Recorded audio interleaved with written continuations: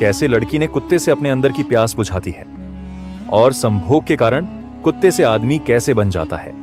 सदियों पहले यहां का राजा चंद्रसेन अपनी वीरता और न्यायप्रियता के लिए प्रसिद्ध था, लेकिन उसके छोटे पुत्र राजकुमार विक्रांत का जीवन प्रेम और श्राप की कहानी बनकर रह गया। राजकुमार विक्रांत साहसी और सुंदर था। उसे जंगलों, पशु पक्षियों और प्रकृति की हर चीज से लगाव था, लेकिन उसकी किस्मत में प्रेम से अधिक पीड़ा लिखी थी। एक दिन जब विक्रांत शिकार पर निकला, उसने जंगल में एक रहस्यमयी स्त्री को देखा। उसकी आंखें गहरी, स्वर मोहक और रूप अद्भुत था। वह थी कामुकता से भरी जादूगरनी मायाविनी, जो विक्रांत की सुंदरता पर मोहित हो गई।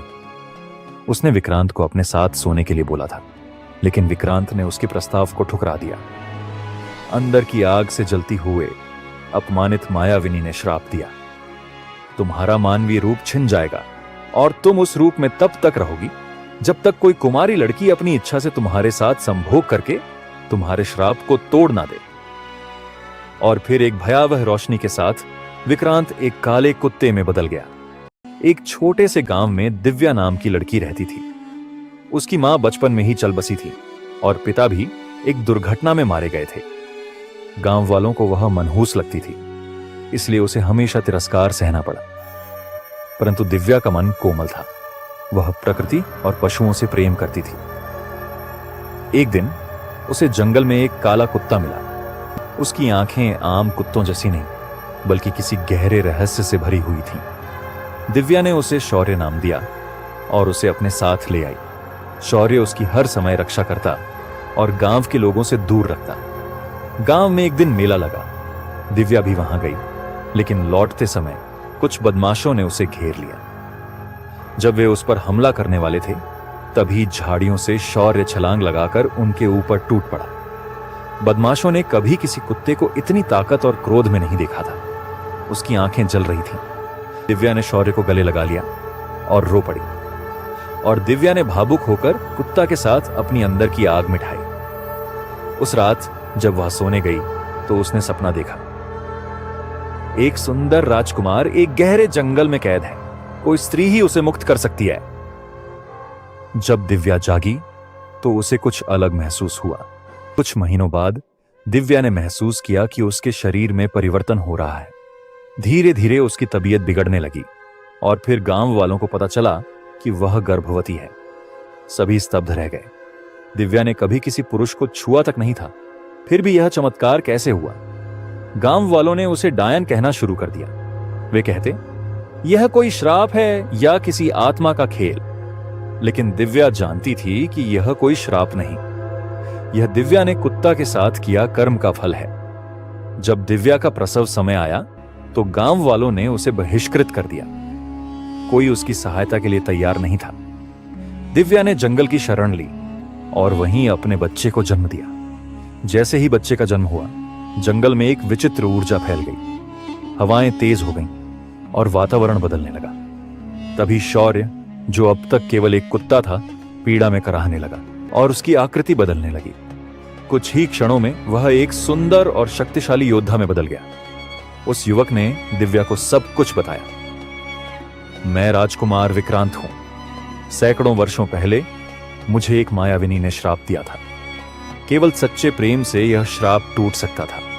जब तुमने मुझे अपनाया, मुझसे प्रेम किया और हमारा पुत्र जन्मा, तब मेरा श्राप समाप्त हो गया। दिव्या की आंखों में आंसू आ गए, परंतु विक्रांत की आंखों में दर्द था। मेरा समय समाप्त हो रहा है। इस श्राप के टूटने के बाद मैं इस संसार में अधिक समय तक नहीं रह सकता, लेकिन हमारा पुत्र तुम्हारे साथ रहेगा। कुछ ही क्षणों में वह राख बनकर हवाओं में विलीन हो गया। दिव्या ने विक्रांत की निशानी को गले से लगा लिया। वह जानती थी कि अब उसका जीवन पूरी तरह बदल चुका है। गांव वालों को जब सच्चाई का पता चला तो उन्होंने दिव्या से क्षमा मांगी, लेकिन दिव्या ने गांव में लौटने से मना कर दिया। वह अपने पुत्र के साथ जंगल में रहने लगी और कहा जाता है कि उसका बेटा असाधारण शक्तियों से संपन्न था। वह जानवरों से बात कर सकता था, हवा से संकेत ले सकता था और भविष्य को देख सकता था। कहा जाता है कि कभी कभी जंगल में एक काले कुत्ते की छाया दिखाई देती है। और हवा में एक रहस्यमयी फुसफुसाहट सुनाई देती है। प्रेम कभी नहीं मरता। प्रेम किसी भी श्राप को हरा सकता है। दिव्या अब अकेली नहीं थी, उसके साथ उसका पुत्र अर्जुन था। जैसे जैसे वह बड़ा होता गया, उसकी विशेष शक्तियां उभरने लगी। वह जंगल के हर जीव से संवाद कर सकता था। जब भी कोई संकट आता, हवाएं उसे पहले ही संकेत दे देती। उसकी आंखों में एक अजीब चमक थी, जैसे वह किसी और युग का योद्धा हो। जब अर्जुन 5 वर्ष का हुआ तो एक दिन जंगल में एक साधु आया। उसने दिव्या को देखते ही कहा, यह कोई साधारण बालक नहीं है। साधु ने अर्जुन का हाथ देखकर भविष्यवाणी की, एक दिन यह बच्चा अपने पिता की अधूरी लड़ाई लड़ेगा और इसे अपने भाग्य का सामना करना होगा। दिव्या घबरा गई। उसने साधु से पूछा, कौन सा शत्रु? साधु ने गहरी सांस ली और कहा, जिस जादूगरनी मायाविनी ने तुम्हारे पति को श्राप दिया था, वह मरी नहीं है। वह अब भी जीवित है और वह इस बच्चे को भी श्राप देना चाहेगी। साधु की बात सच निकली। कुछ वर्षों बाद जब अर्जुन 9 साल का हुआ तो जंगल में अजीब घटनाएं होने लगी। दिव्या के चारों ओर अजीब परछाइयां घूमने लगी। अर्जुन को बार बार अजीब सपने आने लगे, जिनमें एक स्त्री काले वस्त्रों में उसे बुला रही थी। फिर एक रात मायाविनी की ठंडी हंसी गूंज उठी, तुम्हारा पुत्र अब मेरा है दिव्या। मायाविनी जंगल में प्रकट हुई।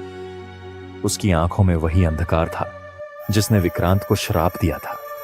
उसने अर्जुन की ओर हाथ बढ़ाया, लेकिन तभी दिव्या ने अपने बेटे को ढाल की तरह अपनी बाहों में भर लिया।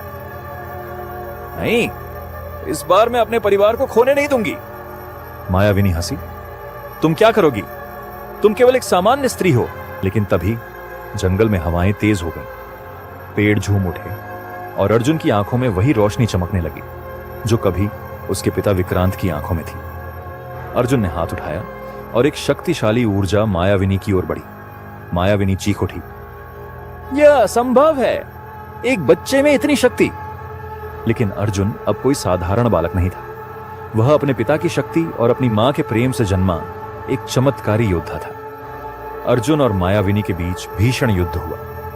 जंगल हिल उठा और हवा में बिजली कौंधने लगी। आखिरकार अर्जुन ने अपनी ऊर्जा से मायाविनी को जला दिया। वह चीखते हुए धुएं में बदल गई और हमेशा के लिए नष्ट हो गई।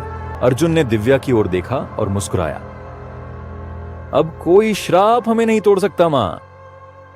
इस युद्ध के बाद अर्जुन को अपने वास्तविक उद्देश्य का आभास हुआ। वह केवल एक बच्चा नहीं था, वह एक नए युग की शुरुआत था।